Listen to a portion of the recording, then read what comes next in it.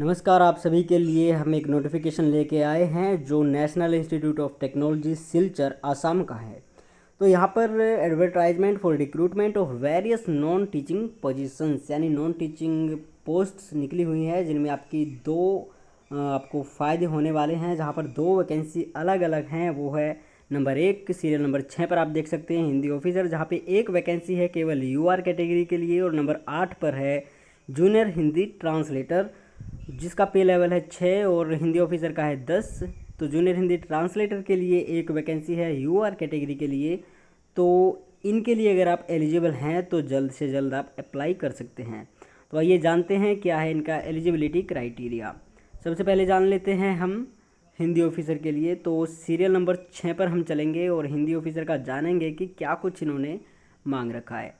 देखिए हिंदी ऑफिसर में क्या बताया है। अगर आपके पास मास्टर डिग्री हिंदी में है तो इंग्लिश सब्जेक्ट आपके पास कंपलसरी इलेक्टिव या फिर मीडियम ऑफ एग्जामिनेशन जो था वो इंग्लिश रहा हो, कहाँ पर, डिग्री लेवल पर, यानी कि आपकी जो ग्रेजुएशन है। उसके अलावा है मास्टर डिग्री अगर आपके पास इंग्लिश में है तो हिंदी सब्जेक्ट या तो कंपलसरी हो या इलेक्टिव हो। अगर दोनों में से कोई भी नहीं है तो मीडियम ऑफ एग्जामिनेशन कम से कम आपका हिंदी होना चाहिए डिग्री लेवल पर। इसके बाद अगर आपके पास मास्टर डिग्री ना तो इंग्लिश में है ना हिंदी में है, तो आपके पास जिस मीडियम से मास्टर डिग्री थी, अगर इंग्लिश से थी तो हिंदी सब्जेक्ट आपका कंपलसरी इलेक्टिव या फिर medium of examination degree level पे रहा हो। और मास्टर डिग्री आपकी अगर हिंदी मीडियम से है, अगर इंग्लिश हिंदी में नहीं है और हिंदी मीडियम से है, तो इंग्लिश सब्जेक्ट कंपलसरी इलेक्टिव या फिर medium of examination degree level पर रहा हो। इसके अलावा और भी इन्होंने बताया है कि master degree of recognise university in any subject other than Hindi और English with Hindi and English as compulsory और इलेक्टिव सब्जेक्ट। तो यहाँ पे इन्होंने बताया है, आप इसको ध्यान से पढ़ सकते हैं, बाद में इतनी डिटेल में हम जाना नहीं चाहेंगे। इस नोटिफिकेशन को आप एक बार डाउनलोड ज़रूर कर लें। इसका लिंक हमने इस वीडियो के डिस्क्रिप्शन में डाल रखा है, वहाँ से आप देख सकते हैं। तो इसके बाद जो ज़्यादा ज़रूरी है वो है 3 साल का एक्सपीरियंस आपका होना चाहिए। टर्मिनोलॉजिकल वर्क जो आपका 3 साल का इन्होंने एक्सपीरियंस मांगा है। तो in Hindi and translation work from English to Hindi and Hindi to English जो आपका किससे हो, सेंट्रल या state governments, autonomous body, statutory organisations, PSU, universities और रिकग्नाइज्ड रिसर्च और एजुकेशनल इंस्टीट्यूशंस, इन सभी में आपका अगर एक्सपीरियंस 3 साल का है तो चलेगा। इसके अलावा है 3 साल का एक्सपीरियंस आपके पास अगर है हिंदी एंड इंग्लिश टीचिंग में या फिर रिसर्च इन हिंदी और English under central state governments, इन सभी में है तो भी आपका एक्सपीरियंस मान्य होगा, डिज़ायरेबल है। Studied one of the languages other than Hindi included in the 8th schedule of the Indian constitution. इसके बाद है एज लिमिट आपकी 35 साल से ज़्यादा नहीं होनी चाहिए। 35 साल से जो कम है केवल वो ही इसके लिए अप्लाई कर सकते हैं। तो अगर आप एलिजिबल हैं तो जल्द से जल्द अप्लाई कर दीजिए, क्योंकि इसकी लास्ट डेट बहुत ही नज़दीक है। कितनी है लास्ट डेट वो भी हम बाद में बताएंगे, हालांकि आपने थंबनेल पर पढ़ ही लिया होगा।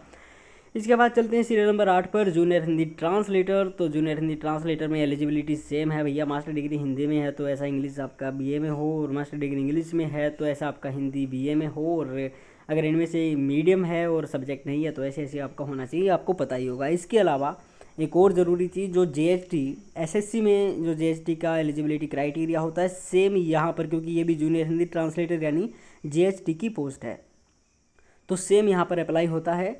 और मास्टर डिग्री है, बैचलर डिग्री है। इसके अलावा आपके पास क्या होना चाहिए, इसके अलावा आपका होना चाहिए PGDT post graduate diploma in translation, जो आपका इग्नू कराती है, और भी कई सारे इंस्टीट्यूशंस हैं, यूनिवर्सिटीज़ हैं, वो भी कराती हैं। तो यहाँ पे सबसे अच्छी बात ये है कि एक वैकेंसी है और इन्होंने इसके लिए कोई भी एक्सपीरियंस नहीं मांगा है। एज आपकी है 30 साल, 30 साल से ज़्यादा नहीं होनी चाहिए। वही मैं बता रहा हूँ, एसएससी वाला ही क्राइटेरिया है। हालांकि यहाँ पर आपको कोई एज रिलैक्सेशन इन्होंने शायद नहीं दिया है, मैंने इतनी डिटेल से अभी ये पढ़ा नहीं है। तो आप एक बार इसको ध्यान से और अच्छी तरह पढ़ लें, जाँच लें। अगर आप एलिजिबल हैं तो ही इसके लिए आप अप्लाई कर सकते हैं। बात करते हैं सिलेबस की, तो सिलेबस इन्होंने ख़ास बताया नहीं है। इसके अलावा और देखते हैं क्या हैं ज़रूरी चीज़ें। तो पेज नंबर 4 के बाद चलते हैं 5, 6, 7।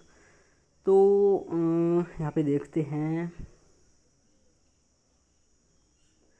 ये ऑनलाइन अप्लाई होगा। अप्लाई लिंक हमने वीडियो के डिस्क्रिप्शन में डाल रखा है और आप यहाँ से भी नोट कर सकते हैं। और लास्ट डेट जो हम आपको बताने वाले हैं वो है 2 जुलाई 2021।